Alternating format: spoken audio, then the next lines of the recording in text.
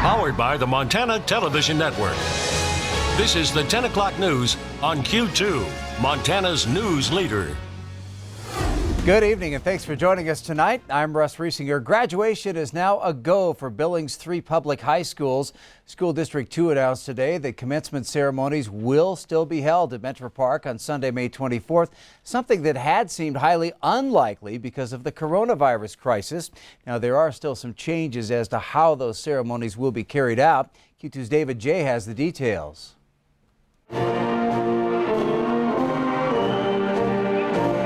The classes of 2020 at the 3 Billings public high schools will be able to celebrate at Metro Park. In a little bit of soul searching, I sat down one afternoon at my desk and I said, I need to have access to the experts. And so I placed a call to Mr. Jim Duncan at Billings Clinic and I said, Jim, I need some help. Taking temperatures, distancing, and masks will be part of the protocol. We are going to be able to donate Montana masks, the masks you've been hearing about that were initially 3D printed and now injection molded, and we'll have a mask for every graduate and their 2 guests that come with them to the ceremony. And the county health office wants people to keep track of where they go for the celebrations. Contact tracing is a critical part of managing any pandemic, and so we're going to ask people to keep track of where they sit. Keep your tickets. Make sure you know where you were. I'm going to ask that for the parents out there who are holding your graduation parties, please keep a list of who comes. There's a lot of excitement out there looking at the Q2 Facebook page and some of the comments. This is fantastic news. I'm happy for all the seniors. Thank you, School District 2 and Billings Clinic, and great job, Mr. Upham. So it looks like the parents and the students are really happy about the decision. What more could we do for our class of 2020 than make sure that their family is able to participate? You really do see how the community pulls together. Mitigate the risk to graduates and their families in the community in a way that balances with the importance of the social events and the rites of passage. And I'm thankful for our community and I'm thankful for our graduates. In Billings, David J., MTN News. And David tells us that all of those masks will be made by the Billings Clinic and with the colors of the graduating school. Well, Superintendent Upham says the majority of students, about 70%, have been fully engaged with online learning and only a small percentage have not been engaged at all. This year, teachers are being advised not to give final exams in the traditional sense, but instead to ask for students to give summations in place of any finals. AP and college level courses will still have finals. Under the district's no harm plan, students cannot receive a lower grade than they had before the move to an online format, but they can improve their grades. There are no penalties for late work received after May 29th, but students will have to make up any incomplete assignments by the fall to be eligible for sports and activities. More encouraging news tonight on the coronavirus front here in Montana. Once again today, there are no reports of any new cases of coronavirus in the state. 417 Montanans have recovered from COVID-19. 6 do remain in the hospital. The total confirmed number statewide remains at 456. Wyoming's confirmed cases passed Montana today as the total there reached 479. The state also reports 27 more confirmed positive cases today, the state's largest one-day increase. 24 of those new cases were in Fremont County.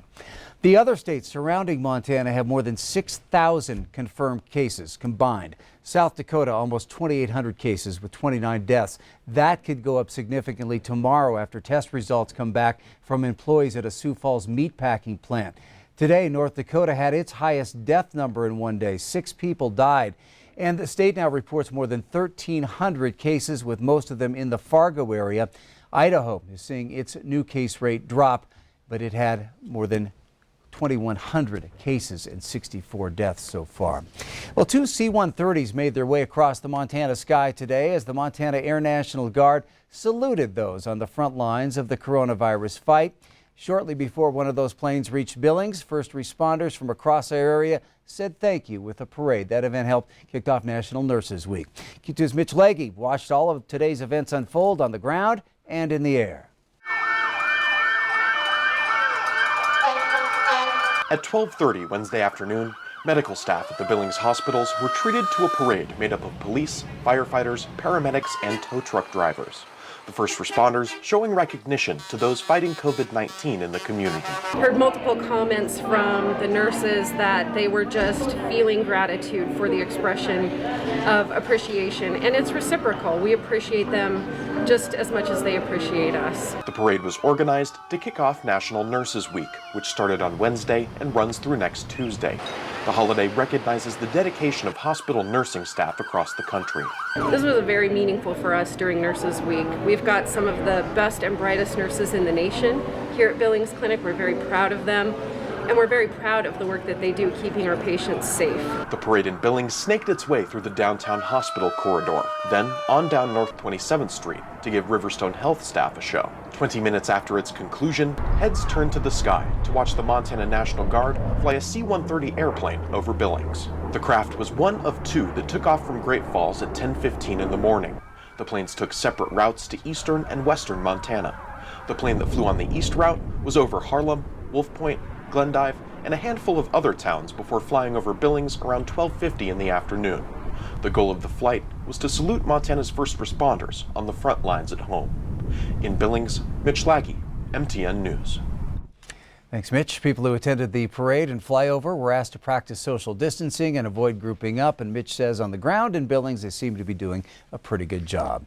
All right, turning to Chief Forecaster Bob McGuire. Bob, those temperatures are dropping out there, and boy, were those winds picking up. Oh, they were howling like a big dog, as we like to say. Let me show you just some of the high winds we've seen in our area today. Check this out. This is just the last hour or so. Molt, 65-mile-per-hour winds. Laurel, 63. Billings, 63-mile-per-hour wind gust. West Billings, 60 miles per hour. Harleton, 59-mile-per-hour wind. And I thought Columbus was high at 57-mile-per-hour winds. Yeah, that was a lot. Now, what's causing all this?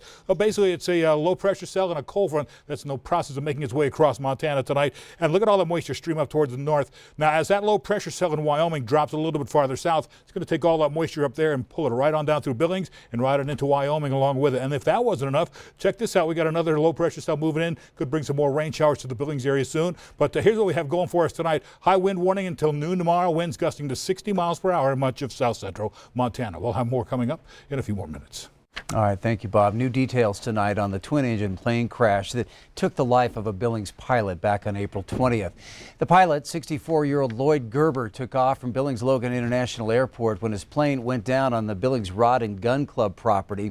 The National Transportation Safety Board released its preliminary report this week. It says witnesses noticed the Piper twin-engine plane was lower than normal at takeoff. One witness said the plane was in a slow descent with the nose up. The plane flew about a mile before it crashed into a ravine and burst into flames. The tower did not have any communication with the pilot after he took off, and the plane was intact before it crashed. Well, in just 2 days, ballots for Montana's primary election will be mailed out to all registered voters. And one of the contested and most crowded races that isn't getting much attention is the battle for Montana's open U.S. House seat. Today, as part of MTN's ongoing series on statewide contested primaries, Chief Political Reporter Mike Dennison looks at the Democratic candidates for the U.S. House. Montana's only U.S. House seat is open because incumbent Republican Greg Gianforte is running for governor, and the race has attracted plenty of candidates. 6 Republicans are in the contest, and 2 Democrats. Kathleen Williams, who lost to Gianforte in the 2018 general election, and Tom Winter, a state representative from Missoula. Williams has raised more money than any other candidate, $1.65 million, and is a clear favorite to win the Democratic nomination on June 2nd and compete against the Republican nominee and a Green Party candidate this fall. But Winter has waged a scrappy campaign, presenting himself as an underdog who will stand up for the little guy.